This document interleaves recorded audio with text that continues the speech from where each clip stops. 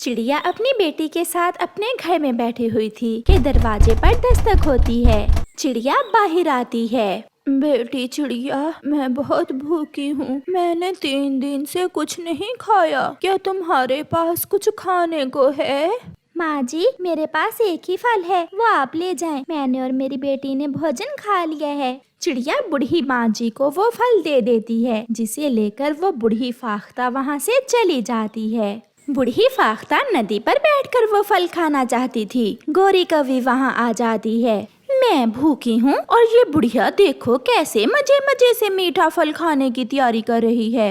माँ जी, आपके पीछे भूत है। बूढ़ी माँ जैसे ही पीछे मुड़कर देखती है, गौरी उसका मीठा फल उठा लेती है और वहाँ से भाग जाती है। कौवी, रुको रुको कौवी, तुम बुरी हो, तुम दुष्ट कौवी हो। अगर तुम मेरा ये फल खाओगी तो मैं तुम्हें शराप देती हूँ। तुम्हारी भूख कभी खत्म नहीं होगी, तुम हमेशा भूखी ही रहोगी। मगर गौरी कौवी नहीं रुकती। ये जगह ठीक है, यहाँ बैठकर ये स्वादिष्ट फल खा लेती हूँ। ऐसे गौरी कौवी वो फल खा लेती है। आई बड़ी मुझे शराब देने वाली बुढ़िया, बड़ी देखी मैंने तुम्हारे जैसी। गौरी गौरी देखो, आज मैं क्या लाया हूँ। गेहूं के दाने मिले हैं मुझे आज, चलो मिलकर खाते हैं। कालू, बहुत भूख लगी है, तुम मेरे लिए थोड़ा सा पानी लेकर आओ और फिर बाद में हम ये दाना खाएंगे। कालू गौरी के लिए पानी लेने जाता है और गौरी कौवी दाने पर ऐसे टूटती है जैसे वो सदियों से भूखी हो। गौरी सारा दाना ही खा लेती है। गौरी, ये क्या, इतना दाना तुम सारा ही खा गई? कालू, न जाने क्यों आज भूख कुछ ज्यादा ही लग रही है। कालू जी, क्या करूं, आज भूख कुछ ज्यादा ही लगी हुई है। ऐसा कहते हुए गौरी थोड़ी दूर पड़े पुराने चनों के दाने भी खाने लगती है। उसका पति उसे गौर गौर से देखे जा रहा था। इसका पेट है या कुआं जो भर ही नहीं रहा। अब मुझे नींद आ रही है। फिर गौरी सो जाती है। सुबह हो जाती है। गौरी सुबह सवेरे ही घर से निकलती है। उसे जोरों की भूख लगी हुई थी। सामने उसे एक अमरूदों का पेड़ नजर आता है, जिस पर पके हुए अमरूद लगे हुए थे। गौरी वहाँ जाती है। वो 1 अमरूद खाती है, 2 खाती है और ऐसे वो पेड़ के सारे ही अमरूद खा लेती है। ये कौवी है या कोई चुड़ैल? दूसरे पेड़ पर बैठा मिट्ठू गौरी के पास जाता है। कौवी, तुमने सारे ही अमरूद खा लिए। तुम जाओ यहाँ से, मुझे बहुत भूख लगी हुई है। ऐसा ना हो कि मैं तुम्हें ही खा जाऊं। मिट्ठू वहाँ से भाग जाता है। चिड़िया चिड़िया, मैं सच कह रहा हूँ, उसने पेड़ से सारे ही अमरूद खा लिए। भला कैसे कोई पक्षी इतना भोजन खा सकता है? मिट्ठू, हो सकता है उसे जोरों की भूख हो, इसलिए उसने सारे ही अमरूद खा लिए। नहीं चिड़िया, उस कौवी में जरूर कोई चुड़ैल छुपी हुई है। गौरी कौवी कबूतर के गाजरों के खेत में जाती है और सारी ही गाजरें खा लेती है। वो बुलबुल के घर जाती है और उसका बारिशों के लिए जमा किया हुआ सारा ही भोजन खा लेती है। मैं सुबह से खा खा कर थक गई हूँ, मगर मेरी भूख मिठी नहीं रही। कहीं ये उस बुढ़िया के शराब का असर तो नहीं है?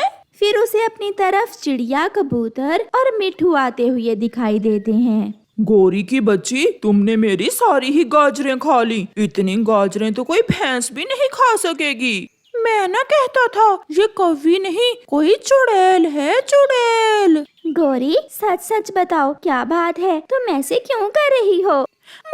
मुझे बहुत जोरों की भूख लगी है। मुझे भोजन खाना होगा, मुझे भोजन खाना होगा। गौरी कौवी ऐसा कहते हुए वहाँ से भाग जाती है। सारा दिन खा खा कर जब उसकी भूख नहीं मिटती तो वो एक पेड़ के पत्ते ही खा जाती है। दूर बैठा कालू कौवा ये सब देख रहा था। इसका मतलब वो पक्षी सच्चे ही हैं। इसकी भूख तो कभी मिटने वाली नहीं है। शाम को जब गौरी कौवी घर आती है तो कालू उससे डर रहा था। क्या तुम्हें भूख लगी हुई है?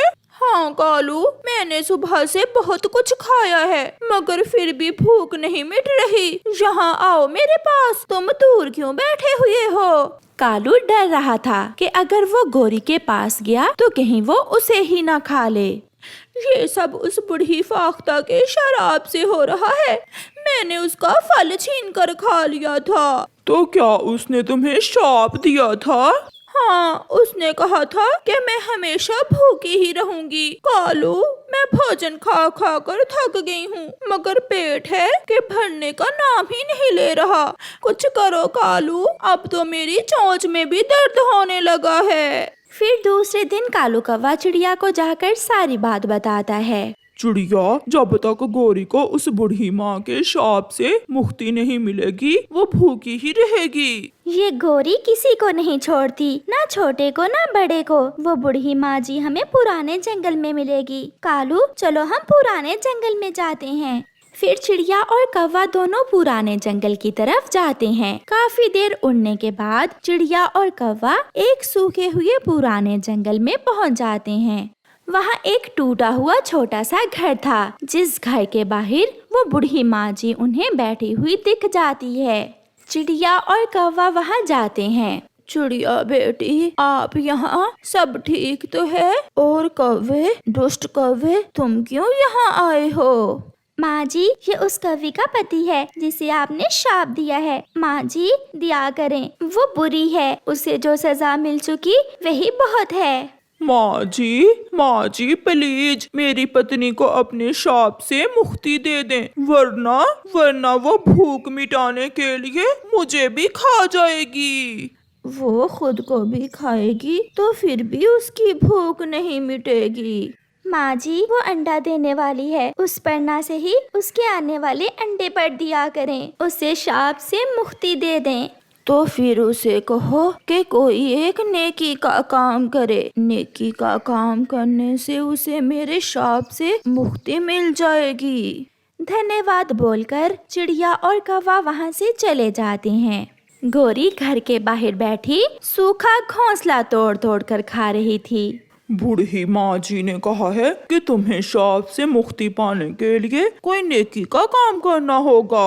नेकी का काम? कालू, मैंने सारी जिंदगी नेकी ही नहीं की, फिर मुझे क्या मालूम नेकी का काम क्या होता है। आज जंगल जाओ और भोजन इकट्ठा करके खुद खाने की बजाय छोटे पक्षियों में बांट दो, ये नेकी का काम है। मैं करूँगी, मैं नेकी का काम जरूर करूँगी। फिर गौरी ऐसा ही करती है, वो भोजन लाकर छोटे पक्षियों में बांटती है और फिर उसे बूढ़ी माँ जी के शाप से मुक्ति मिल जाती है और उसकी ना मिटने वाली भूख मिट जाती है। भोजन ढूंढना अब कालू कौवे के लिए बहुत आसान हो गया था, क्योंकि कालू कौवा हर रोज इंसानों की बस्ती की तरफ जाता और वहाँ एक किसान के खेत से कुछ चने चुरा लेता। आज के लिए इतना ही काफी है, पेट भी भर लिया और गोरी के लिए भी चने ले लिए। कालू कौवा कुछ चने लेकर वहाँ से उड़ता है। नदी पर गोरी कौवी दूसरे पक्षियों के साथ बैठी हुई थी। लो पत्नी जी, खाओ चने, बहुत स्वादिष्ट हैं।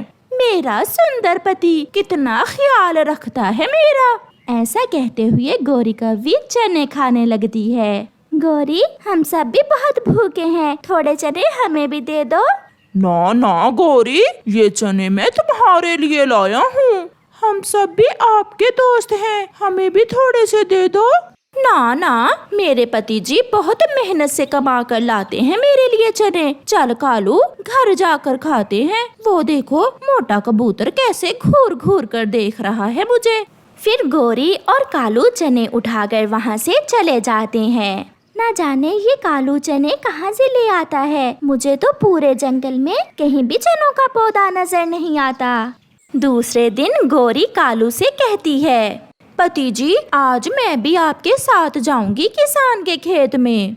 मगर ध्यान रखना, अगर किसान ने पकड़ लिया तो बहुत मारेगा। गोरी कौवी और कालू किसान के खेत की तरफ जाते हैं। न जाने मेरे चने की फसल दिन ब दिन कम क्यों होती जा रही है, शायद कोई चोर मेरी फसल चुरा रहा है। कौवा और कौवी भी खेत से थोड़ी दूर आकर एक पेड़ पर छुपकर बैठ जाते हैं।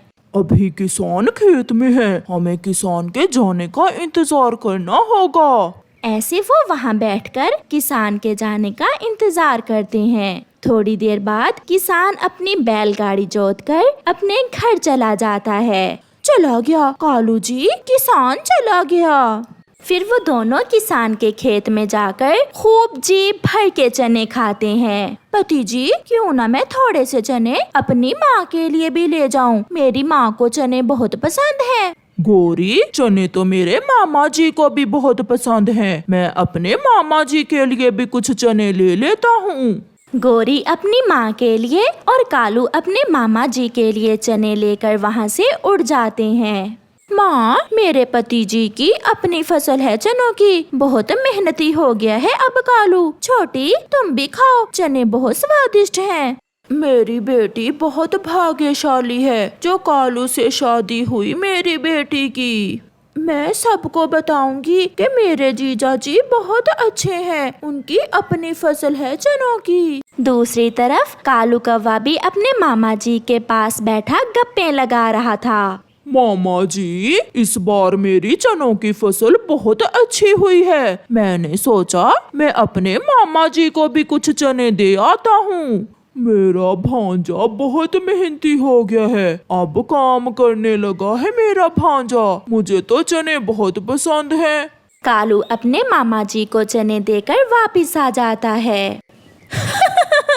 मैंने माँ जी से कहा कि मेरा पति अब मेहनती हो गया है, हमने अपनी चनों की फसल उगाई है। माँ बहुत खुश हुई ये सुनकर। और मेरे मामा जी भी बहुत खुश हुए। मैंने भी यही झूठ बोला अपने मामा जी से। तो क्या तुमने भी मामा जी से यही कहा? हाँ। फिर वो दोनों हंसने लग जाते हैं। ऐसे ही कुछ दिन गुजर जाते हैं। एक दिन गौरी की छोटी बहन अपनी माँ से कहती है, माँ, आज मौसम भी बहुत अच्छा है, क्यों ना आज हम मेरे जीजा जी के खेत से चने खाने जाएं? सच पूछो तो बेटी, चने खाने को आज मेरा भी बहुत मन कर रहा है। चलो हम दोनों जाती हैं। कालू की सास और साली वहाँ से उड़ती हैं। बहुत दिन बीत गए, कालू नहीं आया, ना ही दोबारा चने देकर गया। क्यों ना आज मैं अपने भांजे से मिल आऊं और थोड़े चने भी खाऊं। ऐसे सोचते हुए कालू का मामा भी अपने घोंसले से निकलता है। मामा जी, आप? माँ जी और छोटी, आप बिना बताए ही आज हम जीजा जी के खेत से चने खाने आए हैं। क्या? मैं भी अपने भांजे के खेत से चने खाने आया हूँ। ये सुनकर गौरी और कालू थोड़ा परेशान हो जाते हैं। चलो चलो भांजे, मुझे बहुत भूख लगी है। करते भी तो क्या करते, गौरी और कालू ने बड़े बड़े झूठ जो बोल रखे थे, इसलिए वो सारे मेहमानों को साथ लेकर किसान के खेत की तरफ उड़ते हैं। वाह, मेरे भांजे का चनों का खेत तो बहुत अच्छा है। लगता है ये कौवे इकट्ठे होकर मेरी फसल खराब करते हैं। आज तो मैं इन्हें मजा चखाऊंगा। किसान भी छुप कर बैठ जाता है। कालू कौवा इधर उधर देखता है। किसान को कहीं भी ना देखकर कालू कौवा कहता है, सब चलो और मेरे खेत से चने खाकर बताओ कि कैसे हैं। ऐसे वो सब खेत में चले जाते हैं। कालू की साली तो बहुत खुश थी। वो एक चना खाती, दो तोड़ कर फेंक देती। माँ, आसपास के सारे पक्षियों को जाकर बता देना कि अब हम बहुत अमीर हो गए हैं, हमारे अपने खेत हैं। क्यों नहीं बेटी, मैं सबको बता दूंगी। आहिस्ता से चुपके किसान एक बड़ा डंडा लेकर निकलता है। वो चुपके दबे पांव जाता है और झाड़ियों के पीछे से निकलकर भागता है। सब उड़ जाते हैं। वो सब एक पेड़ पर बैठ जाते हैं, मगर कालू कौवा पकड़ा जाता है। किसान कालू कौवे की पिटाई करने लगता है। हाय, मैं मर गया, मुझे बचाओ। और खाओ मेरे चने, और खाओ। दीदी ये क्या हो रहा है? ये किसान जीजा जी को क्यों मार रहा है? मेरे भांजे, मुझे माफ करना, किसान का डंडा बहुत बड़ा है, मैं तुम्हारी मदद नहीं कर सकता। ऐसे कहता हुआ कालू कौवे का मामा वहाँ से भाग जाता है। किसान जी, आहिस्ता मारे मेरे पति जी को, मेरे पति जी की पूंछ टूट जाएगी। पूंछ तो मैं तोड़ूंगा इसकी आज। बहुत मुश्किल से कालू कौवा अपनी जान छड़ाकर वहाँ से भागता है। ऐसे सबके सामने कौवे और कौवी को बहुत शर्मिंदा होना पड़ता है। प्यारे दोस्तों, इस कहानी से हमें सीख मिलती है, झूठी तारीफ करने से बेहतर है कि सच बोला जाए, क्योंकि झूठे को हमेशा शर्मिंदगी का सामना करना पड़ता है। आपका धन्यवाद।